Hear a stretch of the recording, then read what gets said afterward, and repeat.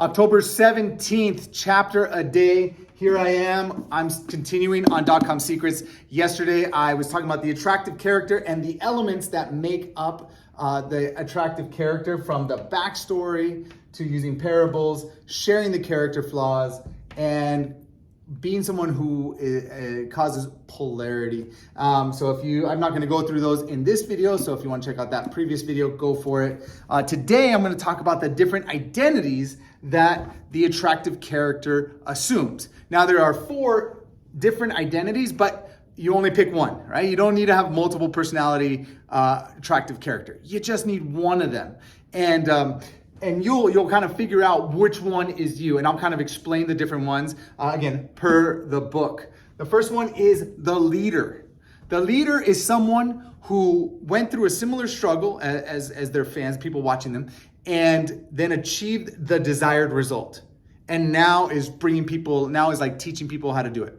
A good example is someone with the backstory of like, shoot, I've been overweight my entire life. I went through my childhood. I was the fat kid in school. I always got picked on. I didn't have any dates in my 20s because I was overweight and I was self-conscious. And you have this kind of like backstory that has to deal with weight. And like at 26 years old, I made a decision and I did this, and this. And within that year, I lost 100 pounds, whatever it is. And I was able to keep it off for the next 5 years. And then I started showing people, and I kept my weight off, and I helped other people do the exact same thing. And I'm going to show you how to do the same thing. So something like that, that's a leader. They have a backstory that people can relate to. They achieved the result. So now they're like, oh, what people are saying, like, oh, that's me. I struggled with my weight. I was the fat kid in school. Oh, and you were too. Okay, and you did it? Oh, I can do it too? Oh, okay. And they gravitate towards that. That's the leader, okay? The adventurer is similar to the leader, but they don't have all the answers yet. They haven't accomplished the great big thing yet, but they're on the journey and they're taking people along with them, right? So the adventurer wants to discover the truth. They're like, hey, we got this big goal. And we're kind of going to do it together, all right? And as the adventurer, as the attractive character, you're blazing the trail. You're finding the way, and you're sharing that way with other people. So this is good for people who have not achieved the big result yet, but have their eye on the prize and are working towards it every day. That's an awesome one. And as I think I've mentioned it before, but if I haven't, I have my sign language course, but I'm looking past my sign language course, and I want to create another business that is more entrepreneur based, helping other people build their business and grow their income as well. And so this will be the role that I'm going to have in that one. In my sign language course, I am the leader. I went from not knowing sign to knowing sign, and now I teach people how to sign. I'm the leader. But in my other business, where I'm not a multimillionaire yet, but I know I'm getting there and I'm going on the process, I'm going to bring people along. So that's going to be my what I'm doing there, right? Until when I reach that goal, then I might become the leader. The next one is the reporter. This is the person who doesn't have the answers and it has not achieved the result. And what they do, this is the interviewer. They go and report. They go and find someone who's done it and begin interviewing and researching and learning, going to courses, talking to people, interviewing them on podcasts, interviewing them for the blog, whatever they can do, and to learn from people. And then they report it back to their followers, their fans.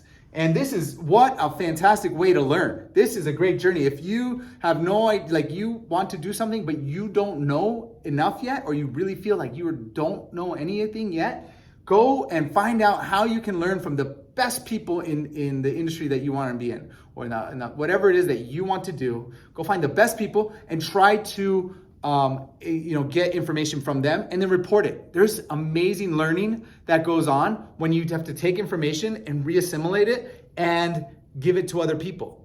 Because guess what? That's what I'm doing right now. That's right. I'm taking information that an expert has done, created, put into use, and taught other people, right? And I'm learning from him via the book.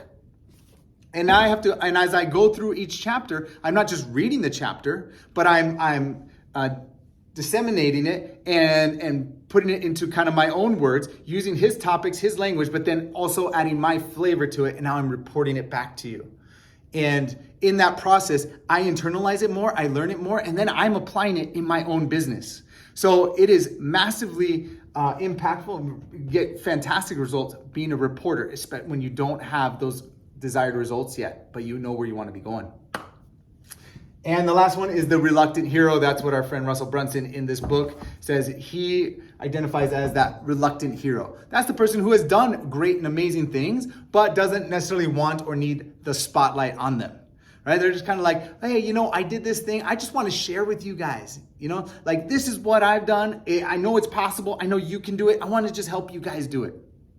Right? It is different than the leader who's a little bit more of an assertive position, whereas the reluctant hero is like, hey, we're all in this together. Let's do it together. I mean, I've achieved great results. I know you can too. And you kind of just pull them along, right? It's a different approach to the identity.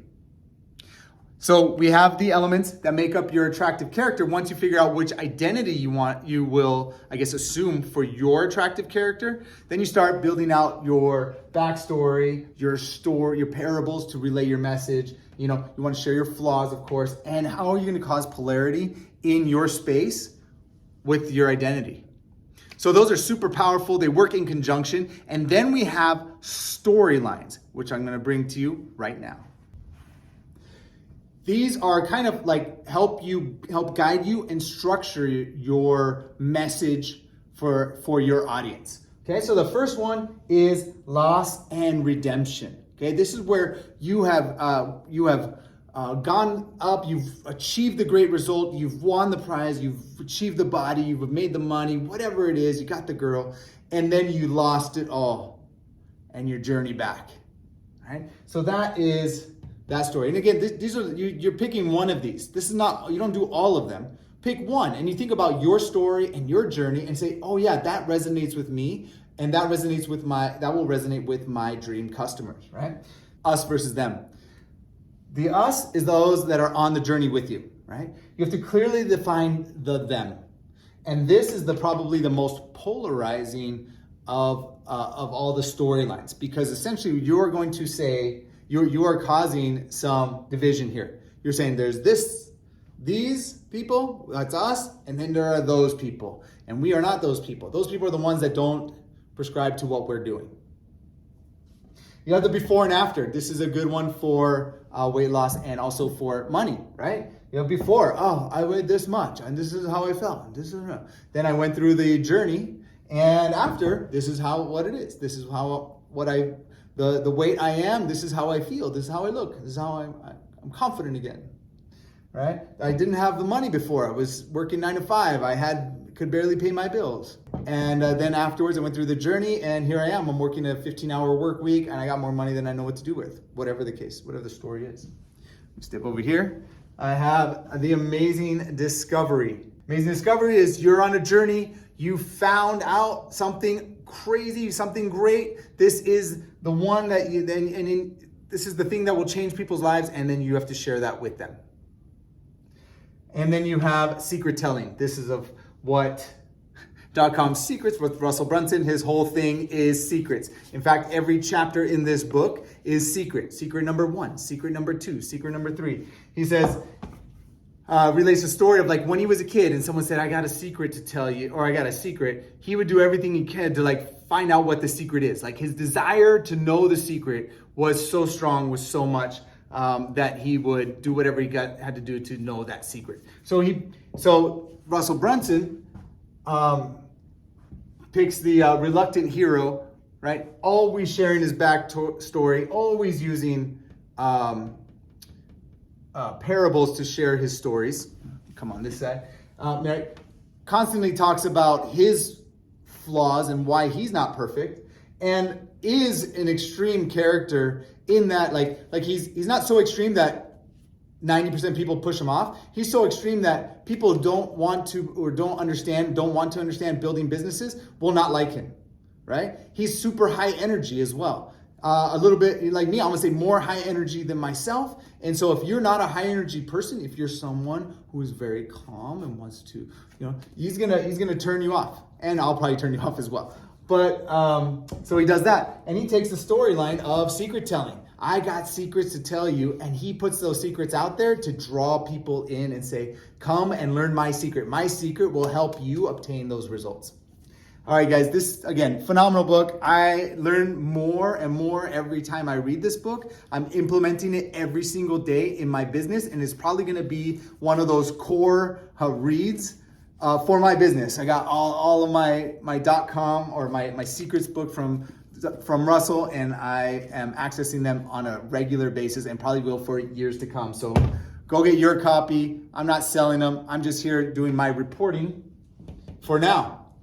Catch you later.